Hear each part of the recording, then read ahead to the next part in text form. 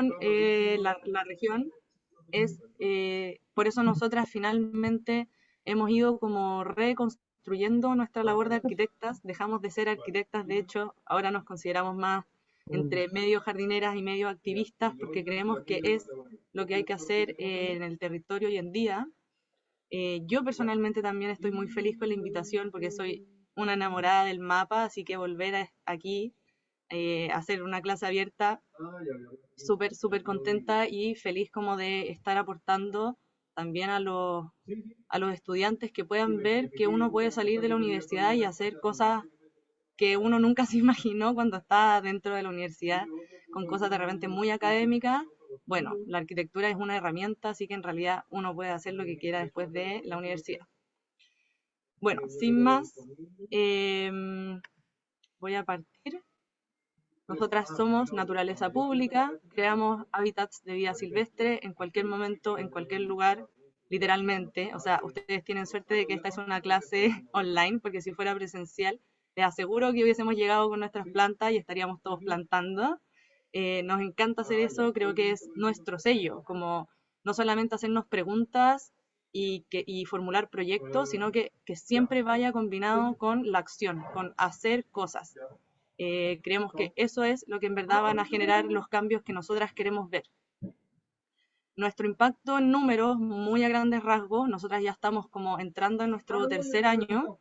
ya hemos producido más de 8.000 plantas de 35 especies diferentes, que hemos podido ejecutar más de 760 metros cuadrados de forma comunitaria, es decir, nosotras no contamos ahí los metros cuadrados que hemos realizado de forma privada, y lo hemos hecho a través de 10 fondos públicos y privados. Eh, Más o menos yo nunca habíamos hecho esto de las líneas de trabajo, así que es algo nuevo, pero lo quise ordenar así para poder darles como un hilo conductor a esta conversación. Eh, Estas líneas más o menos responden a nuestra necesidad de querer aportar a la conservación y al bienestar de los ecosistemas de la Patagonia a través del trabajo con la naturaleza y las comunidades. Entonces, en general, nosotras siempre partimos trabajando con planes maestros, en donde levantamos, estudiamos, planificamos territorios para un habitar sostenible, considerando la conservación, la rehabilitación de ecosistemas, dinámicas socioecológicas. Eh, Esto es súper importante porque finalmente nosotras partimos, literal, nuestros primeros encargos fueron planes maestros, y a raíz de ellos nos dimos cuenta que necesitábamos un vivero de especies nativas para poder llevarlos a cabo y no solamente quedarnos con ese trabajo que es muy importante, pero no nos queríamos quedar como con esos planes maestros en el papel, sino que los queríamos llevar a cabo. Por eso creamos nuestro vivero de especies nativas, en donde exploramos, identificamos, recolectamos y propagamos especies nativas para la región, lo cual nos permite llevar a cabo estas planificaciones y proyectos. Estos proyectos nosotras siempre o casi siempre los hacemos con la comunidad, establecemos estas redes de colaboración entre las organizaciones sociales y las instituciones públicas para generar conciencia, valoración y aprobación de estos proyectos por parte de la misma comunidad. Todos ya sabemos que de nada vale llegar con las respuestas sobre la mesa si es que la gente no se siente parte y no lo va a cuidar. Y por lo mismo, la educación ambiental. Conocer es el primer paso para proteger. Por eso, educar sobre el valor de los distintos elementos que componen el paisaje eh, es fundamental para restablecer nuestros vínculos con la naturaleza. Entonces, vamos a partir viendo lo que nosotras partimos haciendo, que fueron estos planes maestros, y esto es simplemente como una paleta gráfica, por así decirlo, de distintos planes maestros que todos tienen distintos objetivos, tienen distintas escalas y por eso se ven distintos. Entonces, es simplemente decir, hay unos que se ven muy simples, hay otros que se ven súper complejos, porque en realidad la forma en que uno muestra un mapa responde mucho a cuál es el objetivo, qué queremos mostrar, qué queremos comunicar, cuál es el encargo. Por ejemplo, no sé si se ve el mouse, pero este de acá simplemente era hacer unas zonificaciones para eh, paisajismo. Entonces no necesitábamos gran detalle, sino que simplemente mostrar a grandes rasgos cómo se iban a trabajar distintos lugares. Mientras que justo el que está abajo que por suerte está el Tommy ahí, es un estudio más de situaciones de riesgo, de mucha erosión en un cerro que está cerca de Puerto Guadal y que se nos encargó establecer ciertas estrategias para responder a esta erosión y cómo se podía rehabilitar. A veces un plan maestro también se puede ver como un espacio más reducido, no a gran escala, pero que hable más de la habitabilidad, por ejemplo, sobre cómo yo me quiero posar sobre el territorio, con qué elementos quiero conversar, rescatando también los elementos que están en mi entorno. Eh, por ejemplo, este fue un plan maestro que hicimos para una persona que quería recuperar o hablar sobre el valor del ecosistema que él estaba inserto. Este es como un terreno familiar, entonces era muy grande, pero también así como rescatamos elementos naturales como corredores de huemul, humedales, bosques, ríos, ellos también tenían como una imprenta, una como impronta súper fuerte de lo que es la cultura gaucha.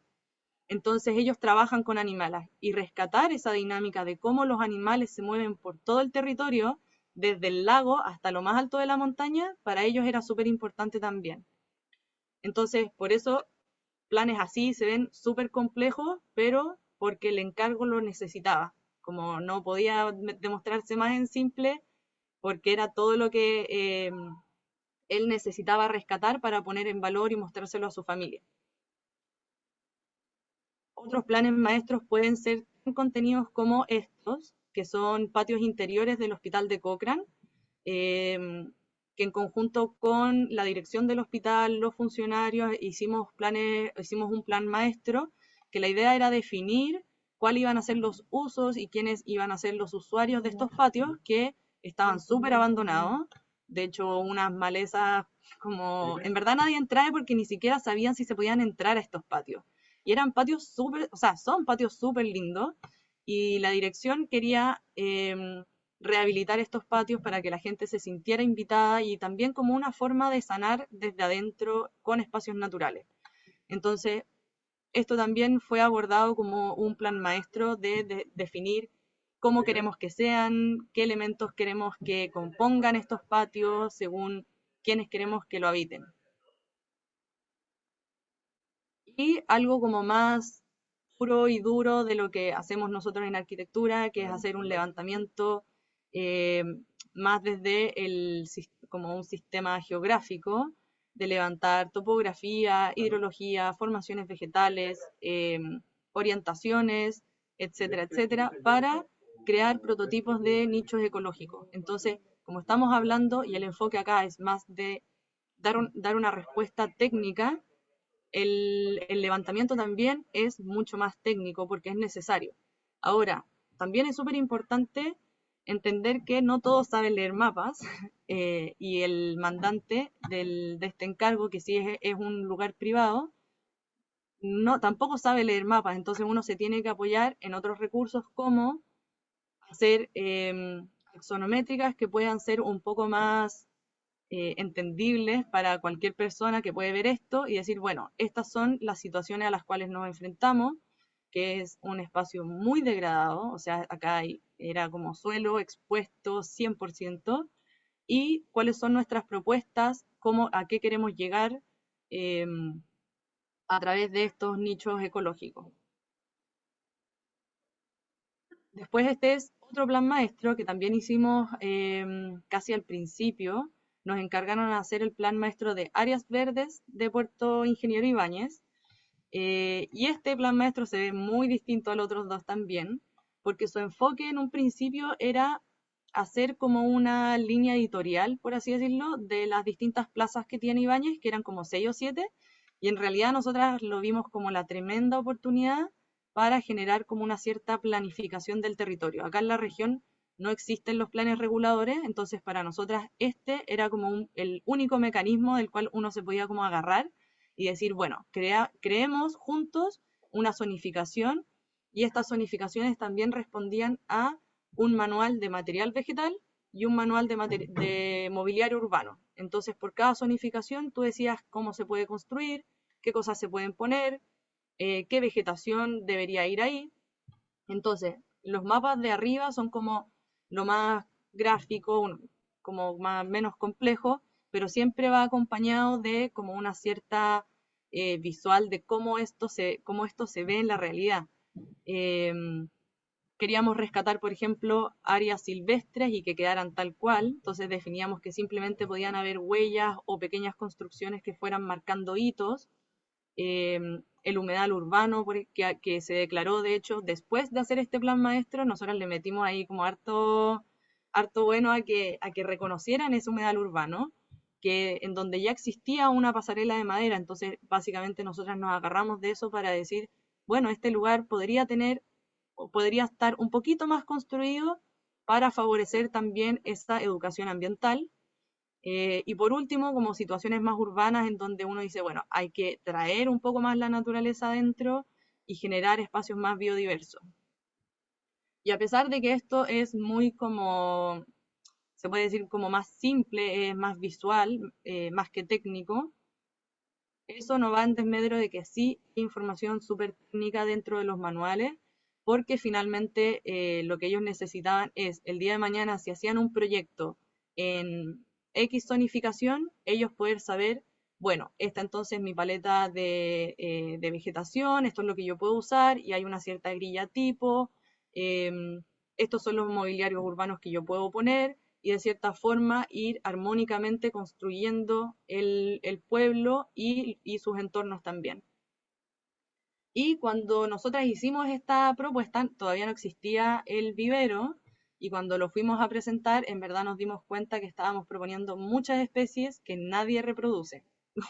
Entonces era ridículo estar entregando algo que en verdad no se podía ejecutar en la realidad. Y nos dimos cuenta que en realidad, si nosotras queríamos seguir haciendo proyectos de uso público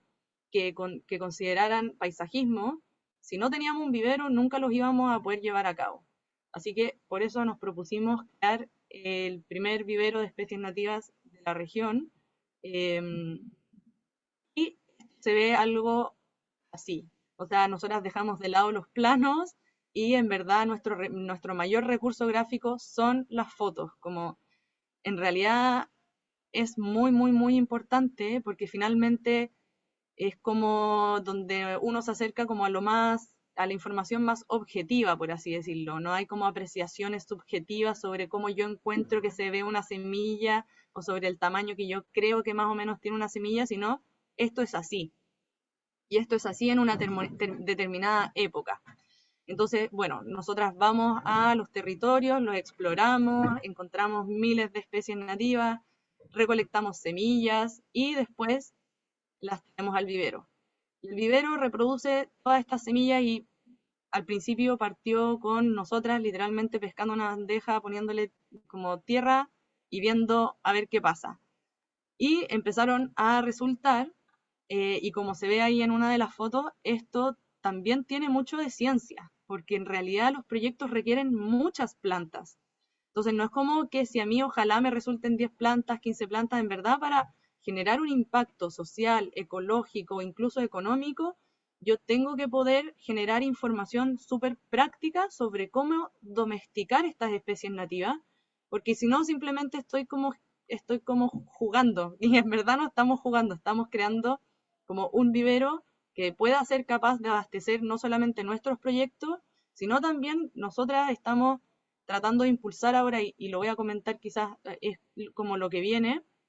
de que las mismas comunidades ahora se empiecen a acercar a nosotras a pedirnos estas plantas para ellos hacer proyectos en lugares que ellos encuentren que hay alguna fricción o alguna sensibilidad o algún problema que ellos quieran resolver con las plantas. Eh, por eso ahora también nos consideramos mitad jardineras, como que creemos que es súper importante dar respuestas a través de las plantas porque creemos que realmente son una herramienta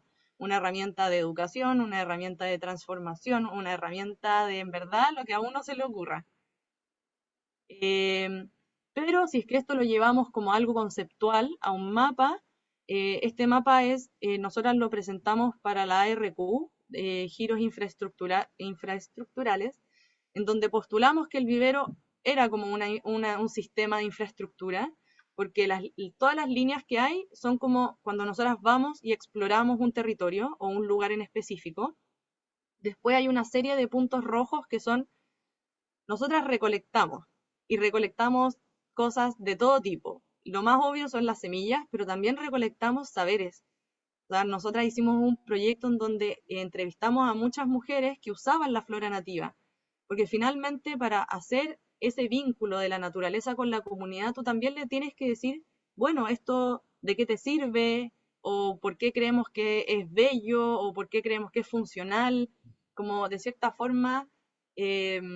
impulsar o generar esa unión que antes existía en el territorio. Estas mujeres nos contaban historias tal como que la flora nativa las salvaba muchas veces, como antes no existían los caminos, o sea, la carretera austral es relativamente nueva, pero cuando ellas eran chicas no existían. Entonces, ir a una posta o cualquier centro de salud no era posible. Entonces, ellas necesitaban la flora nativa, necesitaban saber cómo ocuparla para curar enfermedades. Y después hay unos puntos blancos un poco más grandes, en general más cercanos a los entornos urbanos, en donde nosotras decimos, bueno, nosotras también propagamos, y no solamente las plantas, sino también propagamos proyectos, generamos alianzas con personas, con organizaciones, para que estos proyectos sean cada vez más grandes, de un mayor impacto, y bueno, en verdad como para poder lograr generar pertinencia biocultural.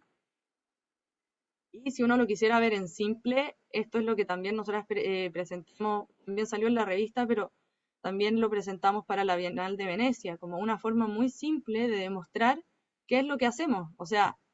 nosotras vamos a estos entornos, recolectamos estas semillas, nos traemos toda esta información, que en verdad es información que se está perdiendo, como hay muy pocas personas que están rescatando estos saberes locales. Todo esto pasa como por este mecanismo que es el vivero, en donde nosotras propagamos las plantas y después los devolvemos a sus comunidades, no solamente para rehabilitar un lugar, sino también para generar como espacios públicos que a la gente admire, que la gente vaya, que la gente los pueda disfrutar, en donde la gente pueda aprender de cuáles son sus especies nativas y de nuevo, como volver a generar ese vínculo. Y este es como el proyecto que está alimentando el vivero ahora, que es la red de recolección y acción. Fuimos con las comunidades a recolectar semillas a distintos entornos naturales y como es un proyecto comunitario también tiene una estética eh, mucho más gráfica, más suelta de cuerpo, o sea, las semillas tienen patas y brazos, como que queríamos hacer sentir a través del lenguaje gráfico que las personas sintieran que las semillas pueden ser algo como algo común y corriente, algo que uno conoce, como algo súper habitual, por así decirlo.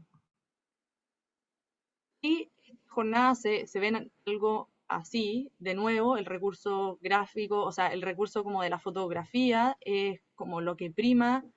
dentro del vivero, pero obviamente también están las anotaciones, como qué importante es en verdad la observación, como a pesar de que necesitamos un recurso gráfico lo más objetivo posible, hay muchas veces que uno ve cosas, piensa cosas, siente cosas,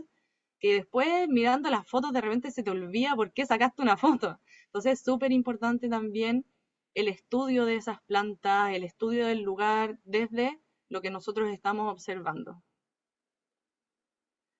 Y bueno, el vivero es el que alimenta estos proyectos comunitarios y ya empiezan a ver algo mucho más así, como mucho más juguetón, de mucho más colores, en donde las mariposas miden 2 metros y da lo mismo, porque en realidad lo que uno quiere mostrar es una cierta sensación, una cierta experiencia que uno va a ir a estos patios interiores, por ejemplo, del hospital, y se va a encontrar con distintas situaciones que antes no existían, que se va a encontrar con vegetación y esa vegetación llama a muchos insectos. Entonces acá, más que tener algo como, no sé, con que la planta mide 50 centímetros, como chao, mide 2 metros, porque la idea es que estos espacios te logren como sumir dentro de como que uno de cierta forma baje al nivel de las plantas y empiece a estar dentro de este pequeño mundo. Y digo pequeño mundo porque en verdad acá trabajamos más que nada, o hasta ahora hemos trabajado más que nada con especies de la estepa, que son muy pequeñitas, pero en realidad cuando uno baja la mirada y se pone como a esa altura, hay una cantidad de biodiversidad, una cantidad de colores, de flores que son impresionantes. También como recurso gráfico, como esto es algo que nosotras mostramos a las comunidades y es nuestra forma como de incentivarlas también a la participación, empieza mucho más a aparecer este amarillo que nos caracteriza, como este amarillo flúor, que llama la atención, eh, llama la acción también. Y este es uno de los proyectos comunitarios más grandes que hemos hecho, que es el Inspirados por la Flora Nativa. Fue un día completo de actividades, desde conversatorios hasta plantación, hicimos un mural con extractos del mismo entorno, que no lo hicimos nosotros, lo hizo una chica que trabaja en Ibáñez, pero la gráfica ya también como que empieza a hablar de que es algo que tú quieres que sea como eh, mucho más expansivo. De hecho, me acuerdo cuando estábamos empezando a pensar en estas ilustraciones y nos debatíamos si tenían que ser ilustraciones como más científicas, más naturalistas, o si tenía que ser una representación un poco más abstracta. Y en realidad, como para poder hacer un llamado a la comunidad desde adultos hasta los niños, uno tiene que tener como un lenguaje mucho más juguetón, más abstracto, pero no por eso como saltarnos la parte científica. De hecho, estas ilustraciones tuvieron varias correcciones, como siendo súper detallista con cómo es la hoja, cómo son sus bordes, si es que de un punto salen 5 hojas o sale solo una, o de qué forma es la flor. Como es súper abstracto, pero tiene un rigor científico mínimo como para poder reconocer cada una de las especies. Después, es lo que uno les muestra también a las comunidades, algo eh, más recursos gráficos, como de nuevo, no todo el mundo sabe leer planos, entonces el fotomontaje es lo más importante para que la gente pueda entender cómo vamos a hacer una plantación. Bueno, hay que partir por sacar todo el pasto, vamos a trabajar el suelo, vamos a traer las plantas, las vamos a plantar, vamos a poner el mulch, etcétera, etcétera, etcétera. Como esto es súper, súper, súper útil cuando uno le quiere explicar a alguien lo que va a suceder en un espacio. Acá simplemente lo mismo, pero en planta, como tratando de manejar un poco más la envergadura del proyecto, pero también volviendo a esta idea de que depende de cómo mostramos las cosas, o sea, depende de la persona que yo tengo enfrente, de cómo voy a mostrar las cosas y según lo que yo quiero hablar. Esto, así es como nosotras trabajábamos con la municipalidad, que es un plano mucho más feo, como en verdad yo como que no lo trabajé para ser lindo porque en realidad solamente necesitaba que fuera súper preciso con el mensaje.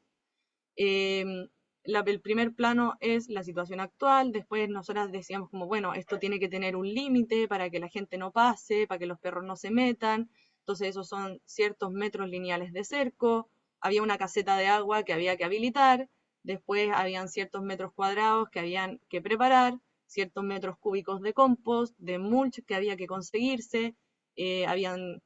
cierta cantidad de plantas, eran como 160 plantas, cuánto cuestan esas plantas, cómo vamos a llevar esas plantas hasta allá, dónde vamos a poner la señalética. Entonces, esto un poco es como un recurso súper, eh, bueno, que todos sabemos hacer ya, y a veces uno se imagina cuando está afuera que uno siempre va a hacer los planos más lindos del planeta, pero la eficiencia en el tiempo, finalmente esto es lo más fácil y es lo más concreto que uno puede hacer. Y bueno, la educación ambiental,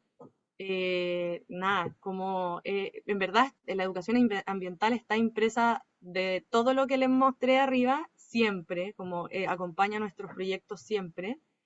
pero igual les quiero mostrar algunos que han sido más concretamente como enfocarse en eso. Por ejemplo, hemos hecho algunos webinars con la LICET sobre proyectos socioambientales, hemos hecho salidas a la naturaleza con niños del Jardín Infantil de Puerto Guadal. Los niños del Jardín Infantil nos han venido a visitar al vivero, e incluso como estar compartiendo estos conceptos y cómo nosotras los ocupamos en nuestros proyectos, creemos que también es una forma de educar, porque simplemente le puedo estar abriendo la cabeza a alguien y mostrándole una nueva perspectiva sobre qué puede significar un saber, o qué puede significar cultivar, o qué puede significar propagar. Y creo que el proyecto que más agarró fuerza dentro de esto como de educación ambiental, bueno, estos son afiches que a raíz del proyecto anterior que les mostré, eh, uno dice como, esto yo lo podría tener como un cuadro en mi casa y así lo queremos demostrar, pero también, en verdad, acá no existen libros sobre la flora nativa, no existen libros de la flora nativa de Aysén. Entonces, esto es como para nosotras es un primer pasito de poder sensibilizar a las comunidades sobre qué es lo que tienen en sus entornos. Entonces se puede ver muy lindo y lo hicimos porque para que a la gente le diera ganas de tenerlo literalmente en sus casas, en cualquier parte, pero en verdad tiene un trasfondo como súper fuerte de querer que las especies nativas se vuelvan algo de nuestro día a día.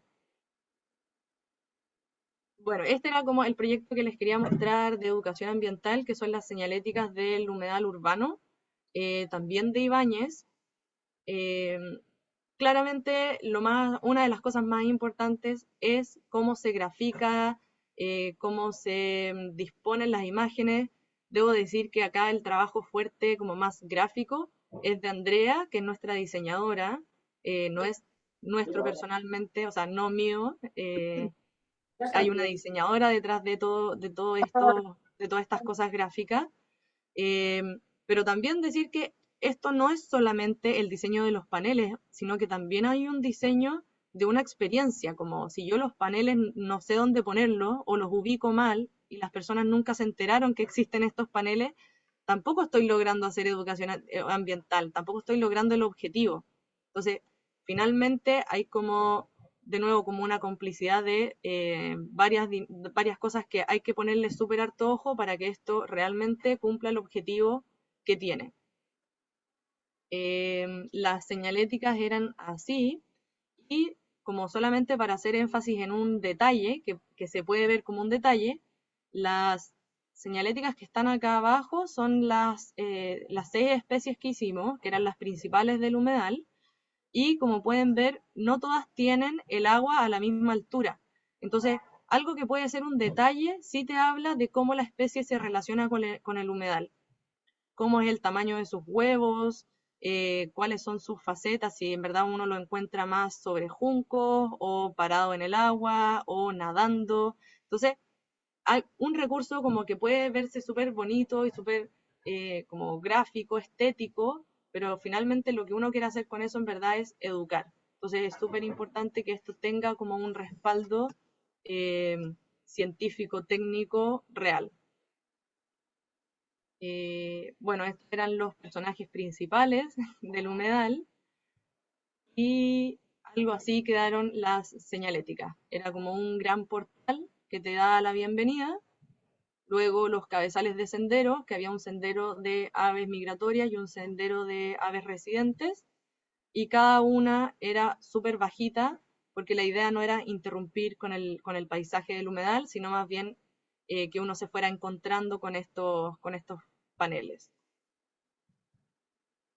Y esto dio raíz también a estas máscaras. En verdad fue un trabajo muy lindo, las máscaras también las hizo la diseñadora, pero en realidad ver a los niños cómo jugaban cómo con las máscaras en verdad era súper entretenido. Y finalmente creemos que, pucha, esto quedó como un recurso gratis, o sea, para todos, quedó arriba en las redes, uno lo puede descargar, pero principalmente para la escuela de Ibáñez, que es la localidad donde está este humedal. Para ello es un recurso súper importante que ahora uno en la sala de clases puede armar su máscara, después puede ir al humedal, puede ir a ver las señaléticas, puede ir a ver las especies. Entonces, con recursos que pueden ser entretenidos, casi como un juego, en verdad uno está aprendiendo sobre el valor de los ecosistemas, las especies que nos rodean, las especies de flora, de fauna. Así que eso. Eh, Muchas gracias.